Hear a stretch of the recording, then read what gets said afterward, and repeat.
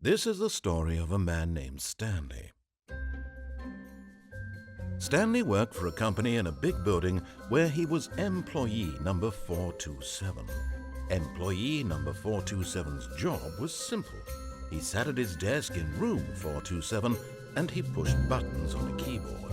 Orders came to him through a monitor on his desk, telling him what buttons to push, how long to push them, and in what order. This is what employee 427 did every day of every month of every year. And although others might have considered it soul-rending, Stanley relished every moment that the orders came in, as though he had been made exactly for this job. And Stanley was happy.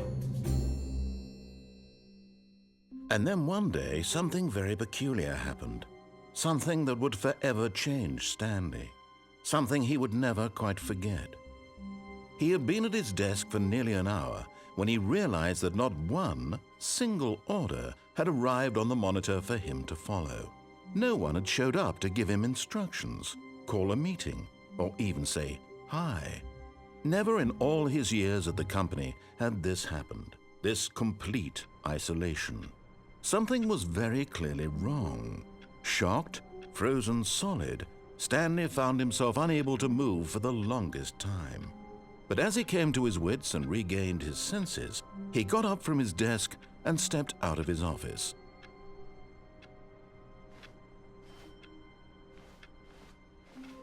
All of his co-workers were gone. What could it mean? Stanley decided to go to the meeting room. Perhaps he had simply missed a memo.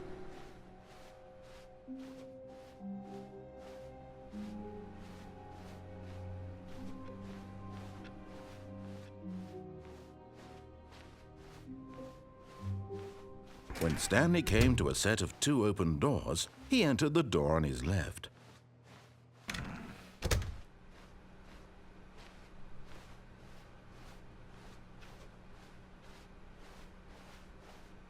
Yet there was not a single person here either.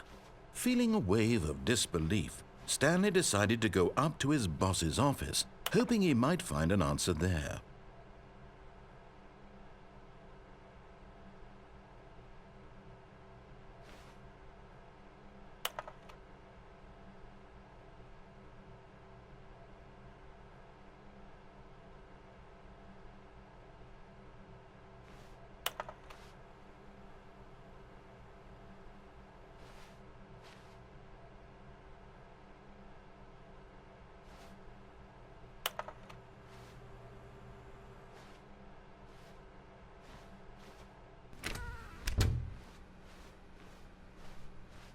Coming to a staircase, Stanley walked upstairs to his boss's office.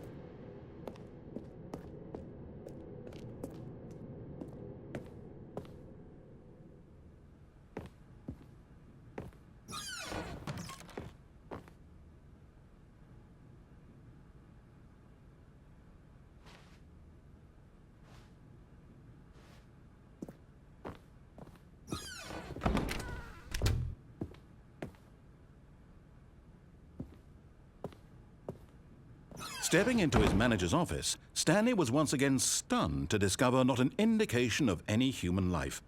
Shocked, unraveled, Stanley wondered in disbelief who orchestrated this. What dark secret was being held from him?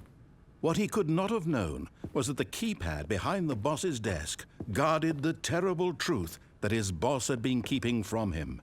And so the boss had assigned it an extra secret PIN number, 2845. But of course, Stanley couldn't possibly have known this.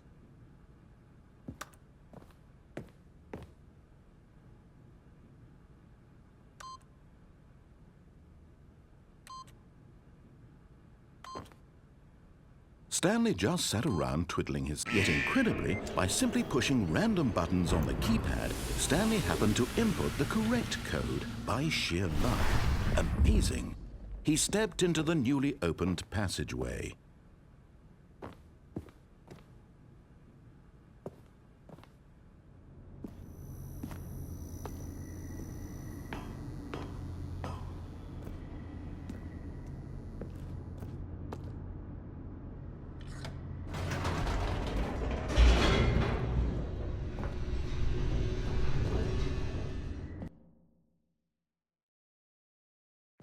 Descending deeper into the building, Stanley realized he felt a bit peculiar. It was a stirring of emotion in his chest, as though he felt more free to think for himself, to question the nature of his job. Why did he feel this now, when for years it had never occurred to him? This question would not go unanswered for long.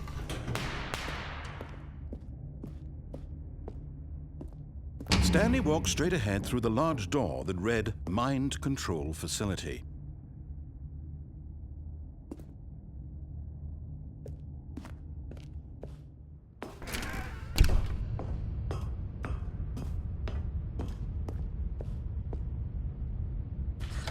The lights rose on an enormous room packed with television screens.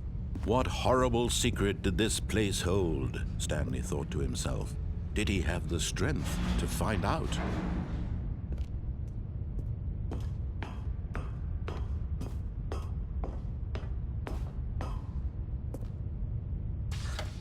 Now the monitors jumped to life, their true nature revealed. Each bore the number of an employee in the building, Stanley's co-workers. The lives of so many individuals reduced to images on a screen, and Stanley, one of them, eternally monitored in this place where freedom meant nothing.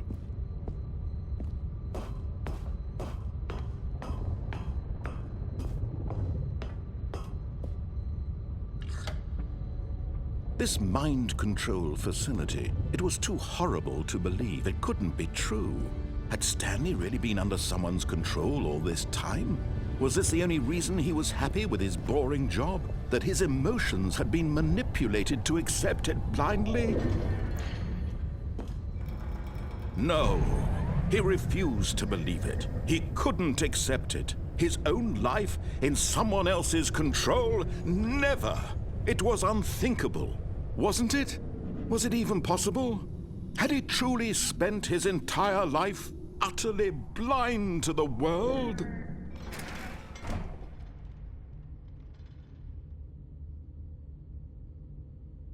But here was the proof, the heart of the operation.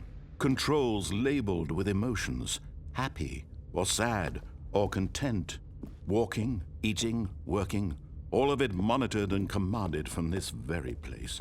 And as the cold reality of his past began to sink in, Stanley decided that this machinery would never again exert its terrible power over another human life. For he would dismantle the controls once and for all.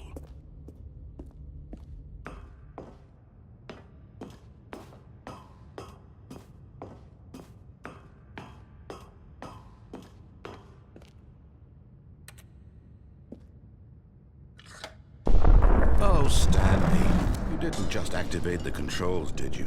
After they kept you enslaved all these years, you go and you try to take control of the machine for yourself. Is that what you wanted? Control? Oh, Stanley, I applaud your effort, I really do. But you need to understand, there's only so much that machine can do. You were supposed to let it go, turn the controls off, and leave. If you want to throw my story off track, you're going to have to do much better than that. I'm afraid you don't have nearly the power you think you do. For example, and I believe you'll find this pertinent, Stanley suddenly realized he had just initiated the network's emergency detonation system. In the event that this machine is activated without proper DNA identification, nuclear detonators are said to explode, eliminating the entire complex. How long until detonation then? Let's say, 2 minutes. Ah, now this is making things a little more fun, isn't it, Stanley? It's your time to shine. You are the star. It's your story now. Shape it to your heart's desires.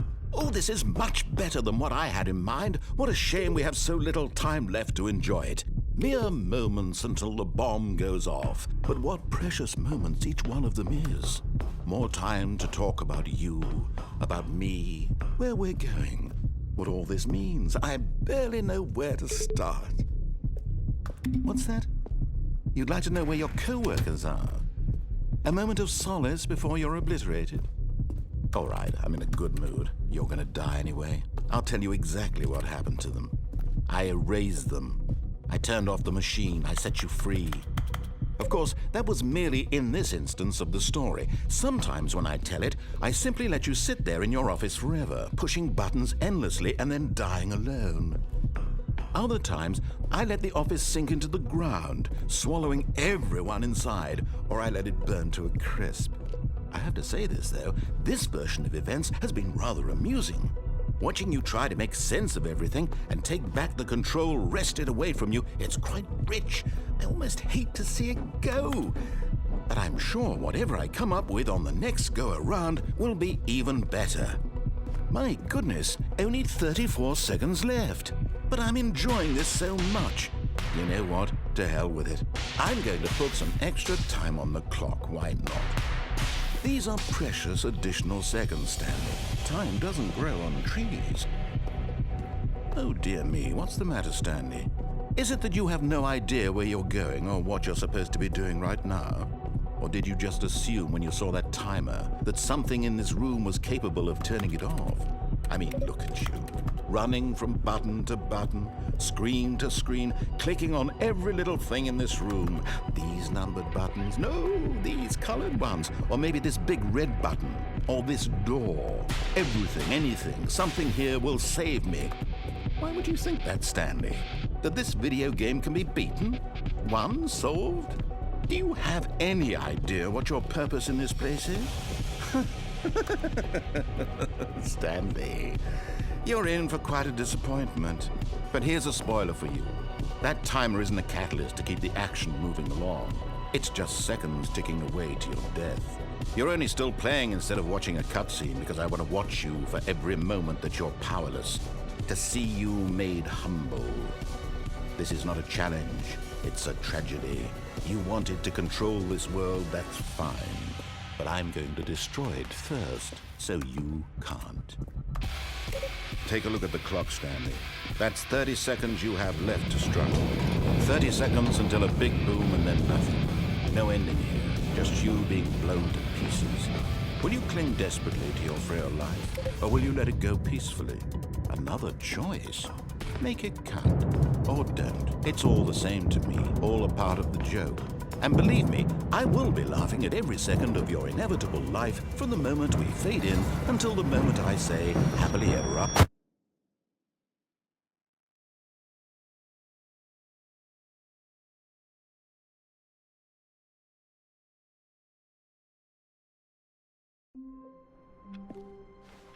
All of his co-workers were gone. What could it mean? Stanley decided to go to the meeting room. Perhaps he had simply missed a memo.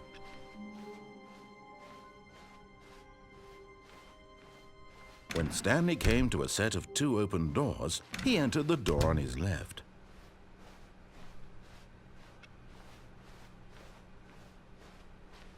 Yet there was not a single person here either. Feeling a wave of disbelief, Stanley decided to go up to his boss's office. Coming to a staircase, Stanley walked upstairs to his boss's office.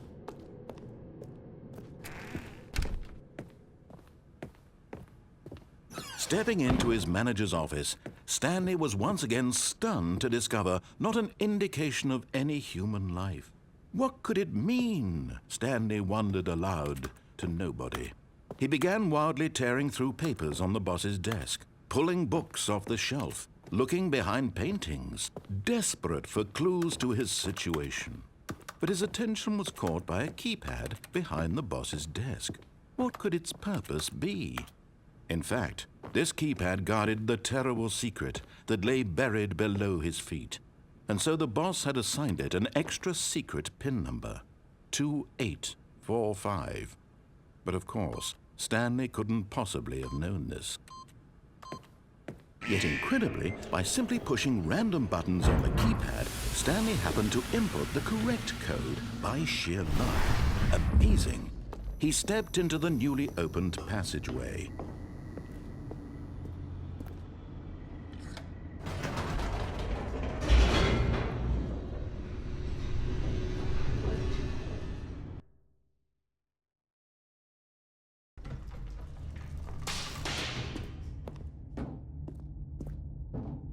Stanley walked straight ahead through the large door that read Mind Control Facility.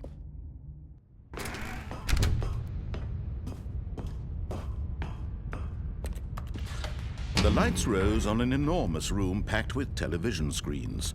What horrible secret did this place hold? Stanley thought to himself. Did he have the strength to find out?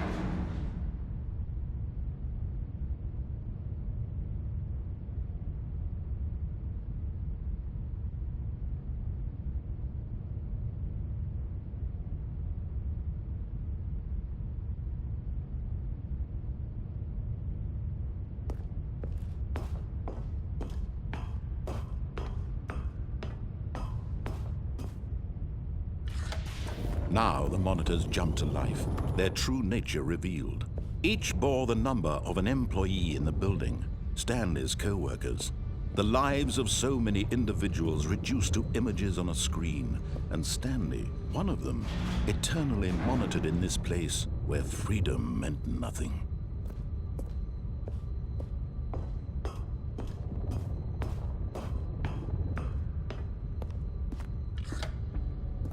This mind control facility, it was too horrible to believe. It couldn't be true.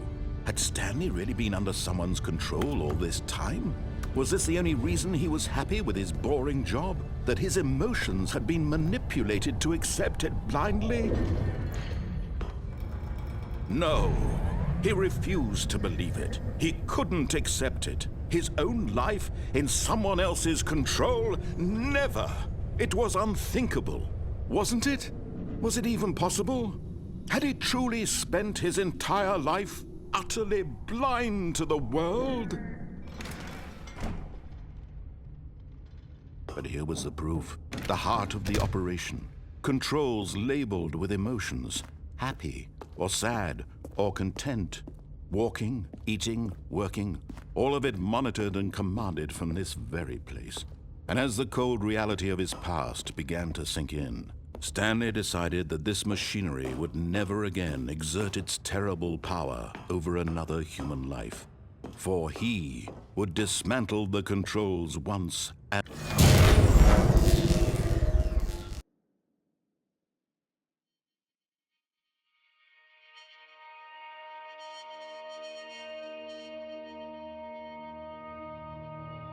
blackness and a rising chill of uncertainty.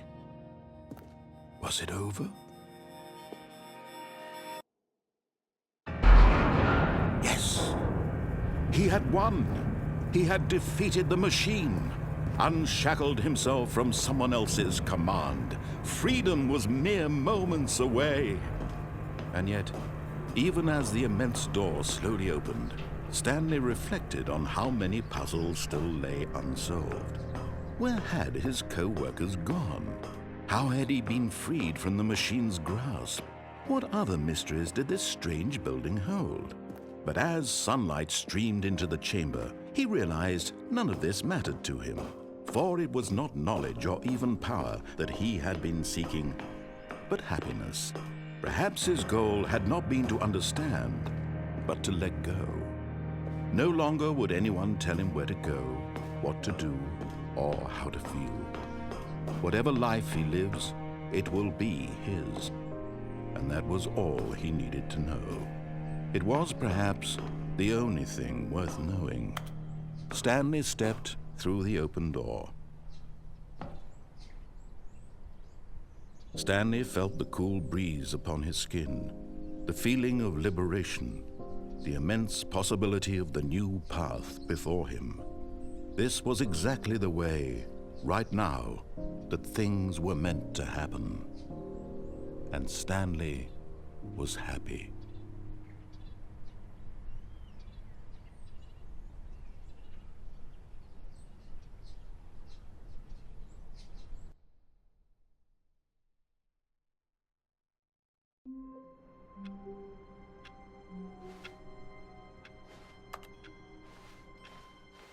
All of his co-workers were gone. What could it mean? Stanley decided to go to the meeting room. Perhaps he had simply missed a memo.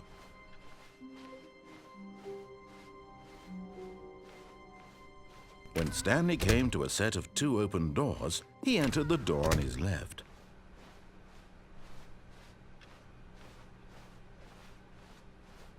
Yet there was not a single person here either. Feeling a wave of disbelief, Stanley decided to go up to his boss's office, hoping he might find an answer there.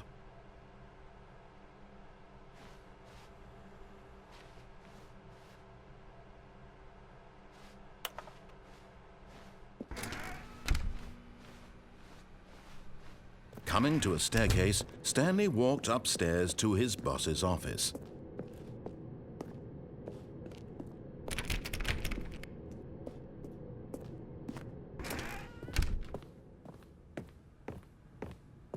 The moment he entered his manager's office, Stanley froze in his tracks.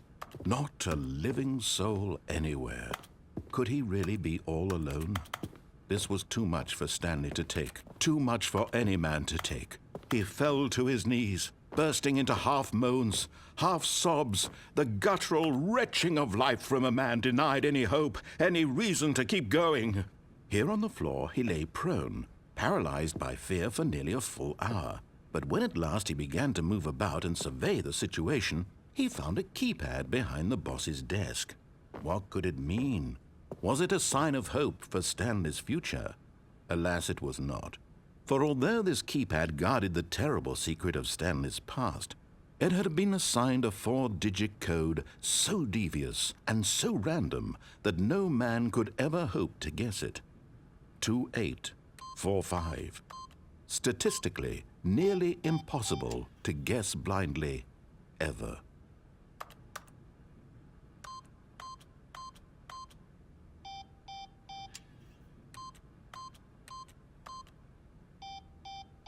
Stanley just sat around twiddling his thumbs. Trying to input anything on the device was useless, since he could never possibly know that the combination was 2845.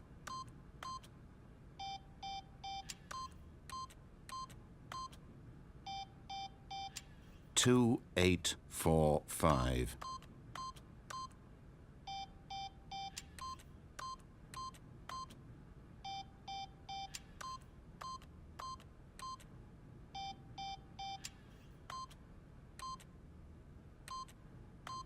Forgot, but it turns out that the panel's emergency override kicked in, and the door just opened all by itself, and Stanley got the hell along with the story. Well, whoop-de-doo.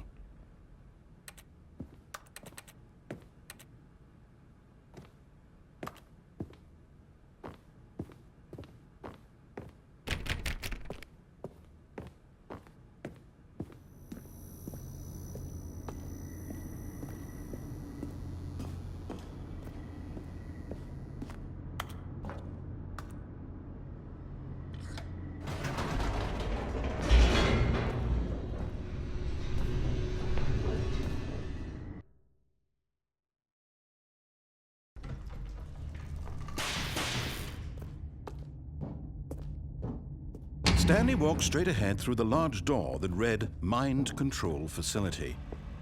Although this passageway had the word escape written on it, the truth was that at the end of this hall, Stanley would meet his violent death. The door behind him was not shut. Stanley still had every opportunity to turn around and get back on track. At this point, Stanley was making a conscious, concerted effort to walk forward and willingly confront his death.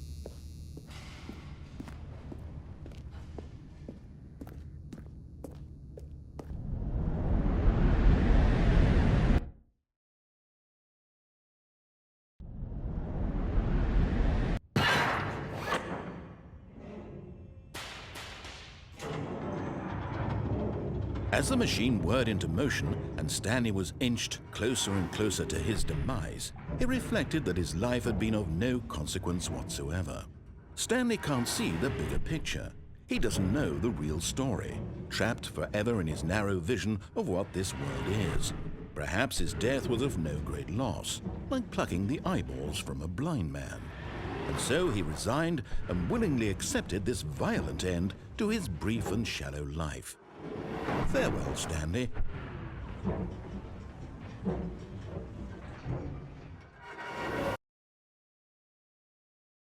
"Farewell, Stanley," cried the narrator, as Stanley was led helplessly into the enormous metal jaws. In a single visceral instant, Stanley was obliterated as the machine crushed every bone in his body, killing him instantly.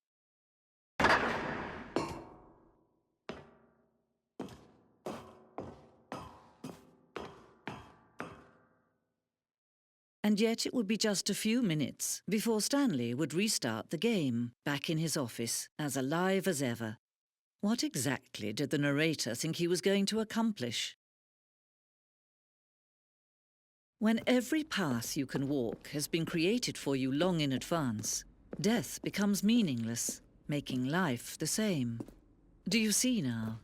Do you see that Stanley was already dead from the moment he hit start?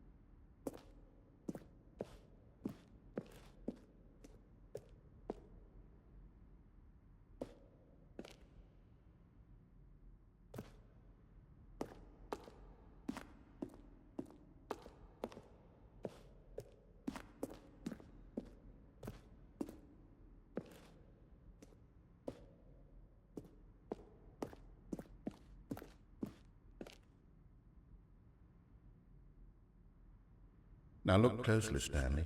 See how it's impossible for the player to do anything in this room? Perfect example of poor level design, textbook mistake. It's the kind of thing you'd pick up on intuitively if you had even the most fundamental understanding of good and bad game design. But of course, you being you, you'll probably spend the next hour trying to solve it. Here, I'm just going to make this easy on you.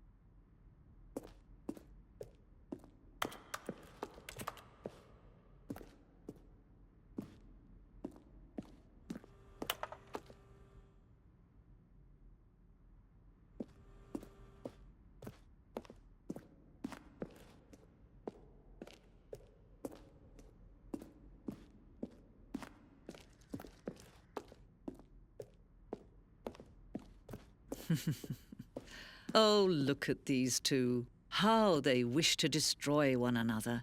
How they wish to control one another. How they both wish to be free. Can you see? Can you see how much they need one another? No, perhaps not. Sometimes these things cannot be seen. But listen to me. You can still save these two. You can stop the program before they both fail. Turn off your PlayStation. There's no other way to beat this game. As long as you move forward, you'll be walking someone else's path. Stop now and it'll be your only true choice. Whatever you do, choose it. Don't let time choose for you. Don't let...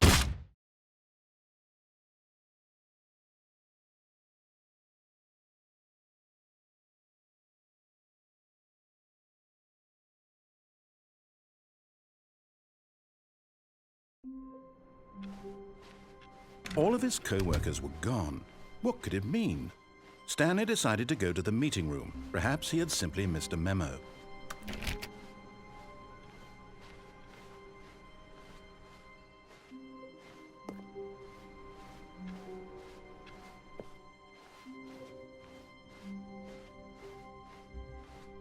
When Stanley came to a set of 2 open doors, he entered the door on his left.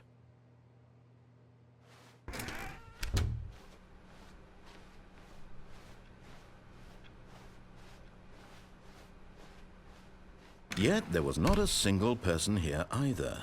Feeling a wave of disbelief, Stanley decided to go up to his boss's office, hoping he might find an answer there. Stanley stepped into the broom closet, but there was nothing here, so he turned around and got back on track.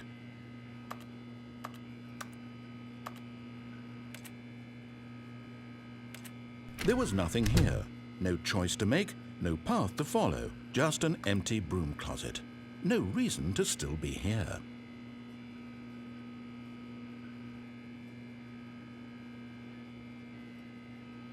It was baffling that Stanley was still just sitting in the broom closet. He wasn't even doing anything. At least if there was something to interact with, he'd be justified in some way. As it is, he's literally just standing there doing sweet FA.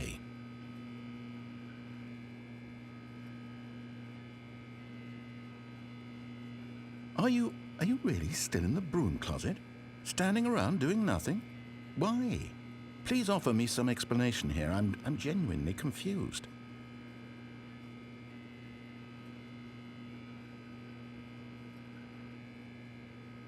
You do realize there's no choice or anything in here, right?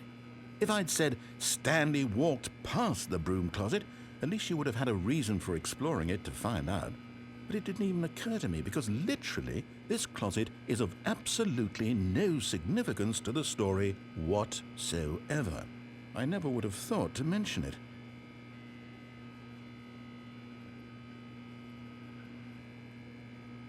Maybe to you this is somehow its own branching path. Maybe when you go talk about this with your friends you'll say, "Oh, did you get the broom closet ending? The broom closet ending was my favorite." I hope your friends find this concerning.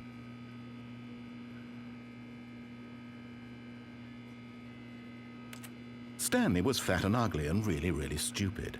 He probably only got the job because of a family connection. That's how stupid he is. That or with drug money. Also, Stanley is addicted to drugs and hookers.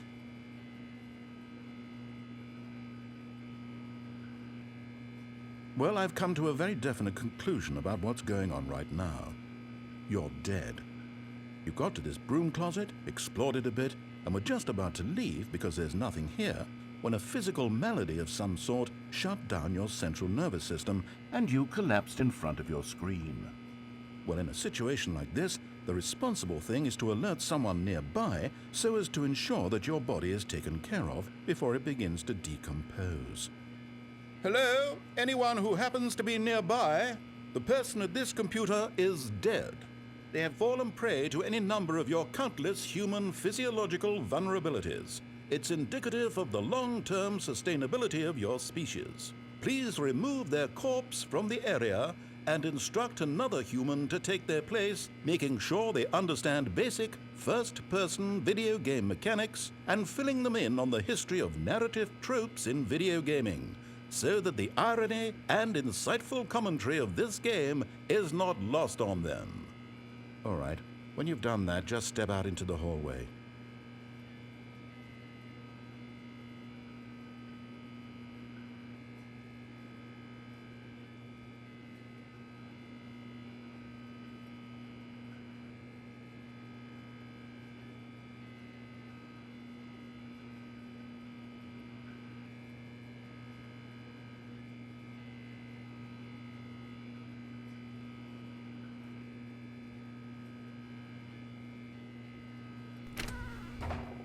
Ah, second player. It's good to have you on board. I guarantee you can't do any worse than the person who came before you. You too? Unbelievable.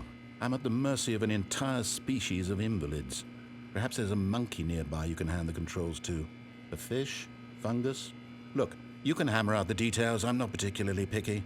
I'll just be waiting for when you're ready to pick up the story again.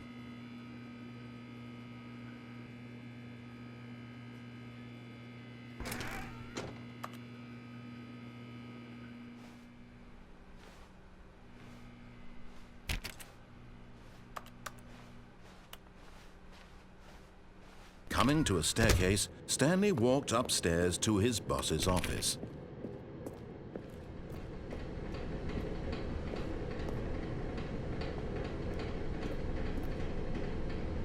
But Stanley just couldn't do it.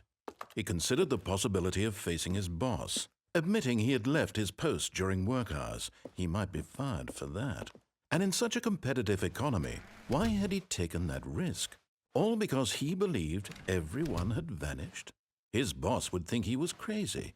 And then something occurred to Stanley. Maybe, he thought to himself, maybe I am crazy. All of my co-workers blinking mysteriously out of existence in a single moment for no reason at all? None of it made any logical sense. And as Stanley pondered this, he began to make other strange observations.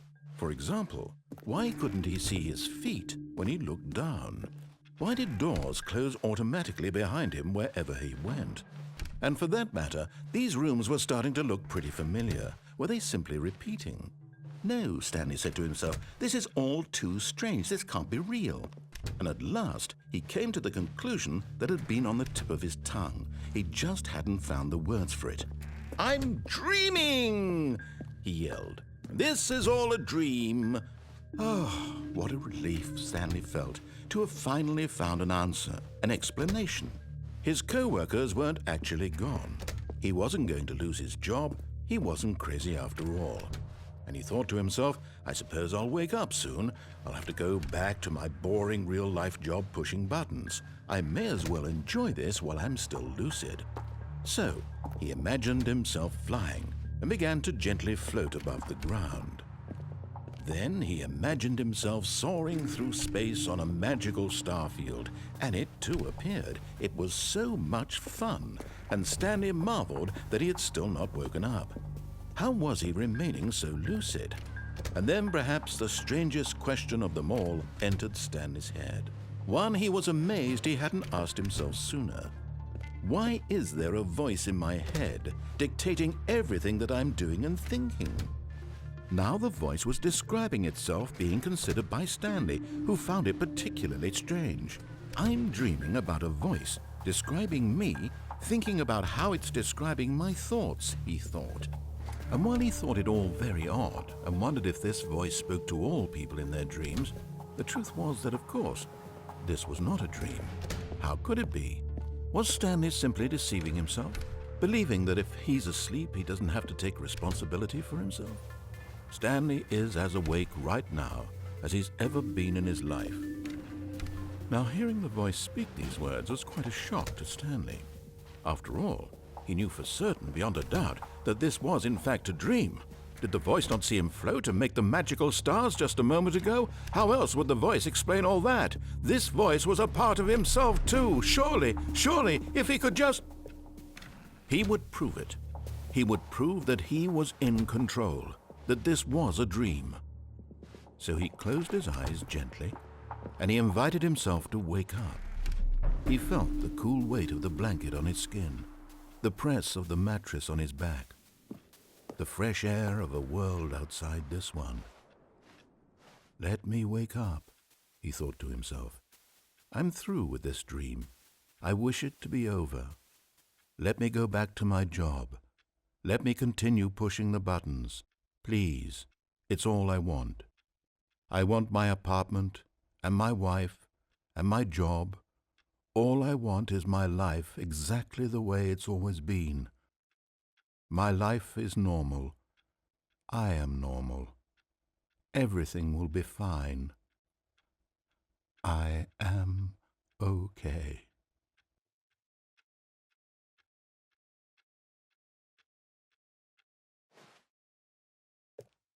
Stanley began screaming. Please, someone, wake me up. My name is Stanley. I have a boss. I have an office. I am real. Please, just someone tell me I am real. I must be real. I must be. Can anyone hear my voice? Who am I? Who am I? And everything went black.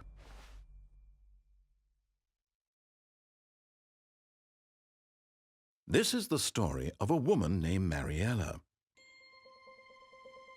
Mariella woke up on a day like any other. She arose, got dressed, gathered her belongings, and walked to her place of work.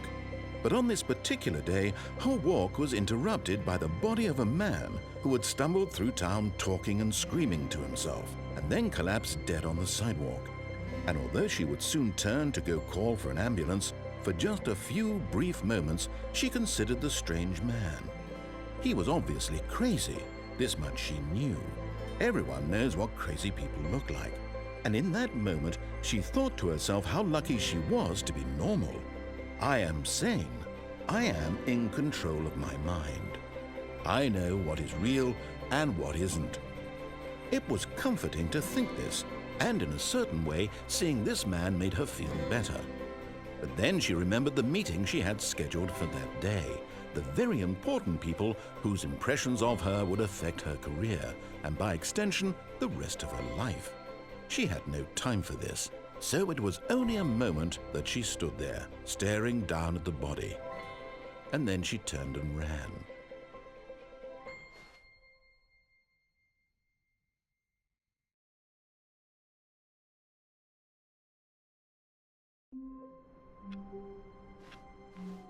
All of his co-workers were gone. What could it mean? Stanley decided to go to the meeting room. Perhaps he had simply missed a memo.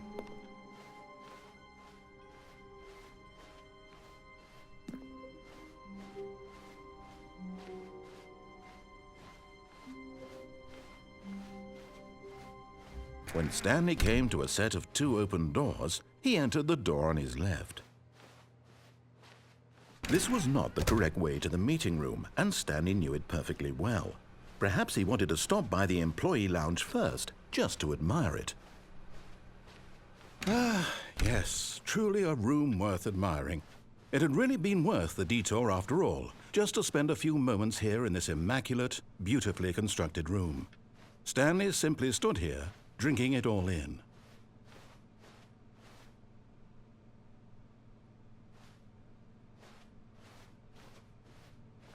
Yes, really, really worth it being here in the room. A room so utterly captivating that even though all your co-workers have mysteriously vanished, here you sit looking at these chairs and some paintings. Really worth it.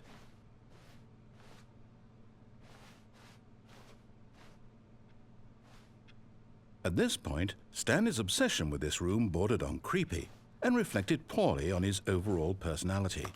It's possible that this is why everyone left.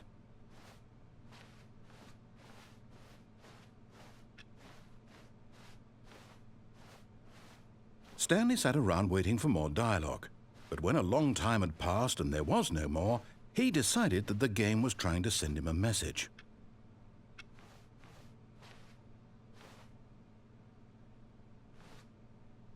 But at last, he'd had enough of the amazing room and took the first open door on his left to get back to business. And so he detoured through the maintenance section, walked straight ahead to the opposite door, and got back on track.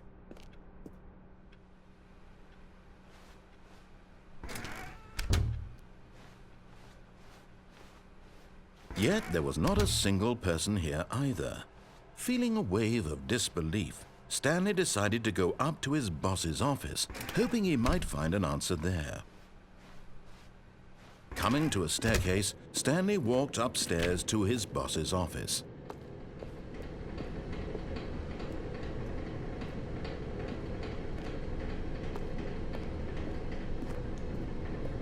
But Stanley just couldn't do it. He considered the possibility of facing his boss. Admitting he had left his post during work hours, he might be fired for that. And in such a competitive economy, why had he taken that risk? All because he believed everyone had vanished? His boss would think he was crazy. And then something occurred to Stanley. Maybe, he thought to himself, maybe I am crazy. All of my co-workers blinking mysteriously out of existence in a single moment for no reason at all? None of it made any logical sense. And as Stanley pondered this, he began to make other strange observations. For example, why couldn't he see his feet when he looked?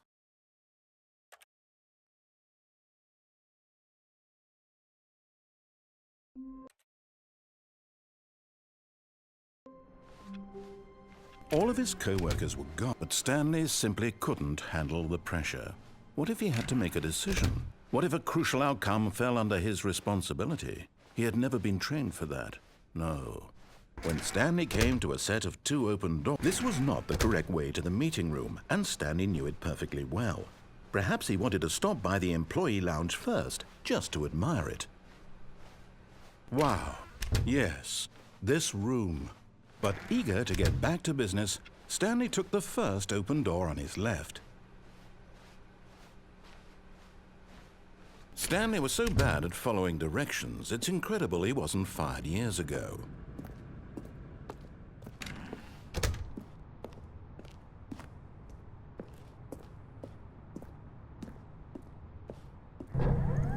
Look, Stanley, I think perhaps we've gotten off on the wrong foot here. I'm not your enemy, really, I'm not.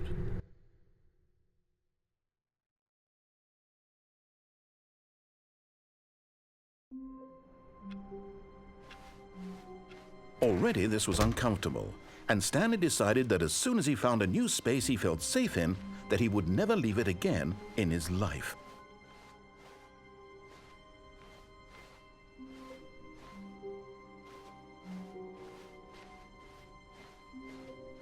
When Stanley came to a set of 2 open doors, this was not the correct way to the meeting room, and Stanley knew it perfectly well. Perhaps he wanted to stop by the employee lounge first, just to admire it. The lounge was sublime, a work of art. But eager to get back to business, Stanley took the first open door on his left.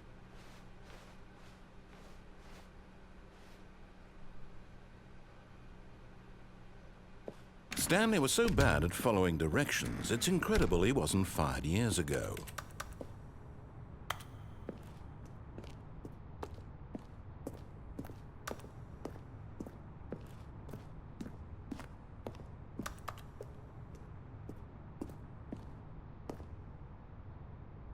But in his eagerness to prove that he is in control of the story and no one gets to tell him what to do, Stanley leapt from the platform and plunged to his death. Good job, Stanley. Everyone thinks you are very powerful.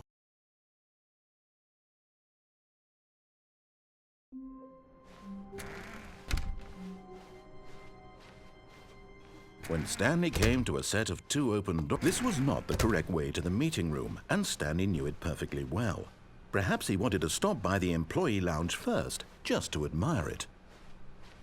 Standing now in this incredible room, Stanley for the first, but eager to get back to business, Stanley took the first open door on his left. Stanley was so bad at following directions, it's incredible he wasn't fired years ago. Oh, well, look who's got cold feet. Sorry to break it to you, Stanley, but that lift isn't coming back. You'd best either get comfortable right here on this platform, or test your luck by jumping to the floor below. You know what? Looking at it now, it's not that far to the bottom floor. I bet you can make it.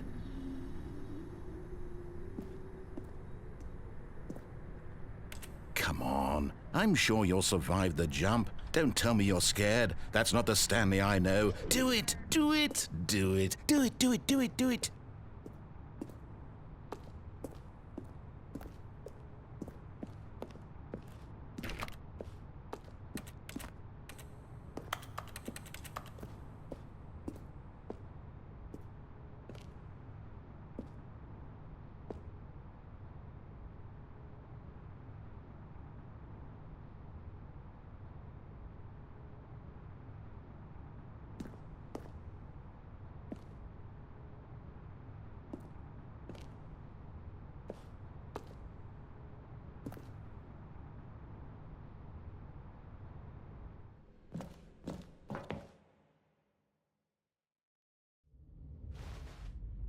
Stanley had now gotten himself so far off the beaten path that it seemed the office had begun. So far off the beaten path that it seemed the office had begun. So far off the beaten path that it seemed the office had begun.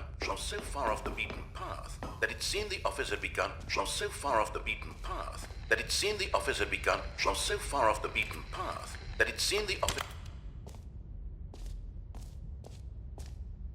You didn't think I was actually just a recording, did you?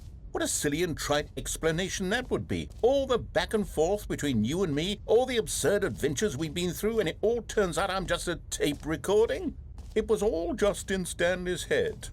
I bet that's the kind of twist you think is revelatory. I bet each and every time you watch a movie where it turns out all to be in the main character's imagination, you must absolutely bolt off the couch in pure shock at the phenomenal and intricate storytelling. It must be so simple to be you. Life being an unending waterfall of surprises and delights. How much more exciting you must find the world than the rest of us do. Now I've become sad. Look what you've done to me. This is all your fault.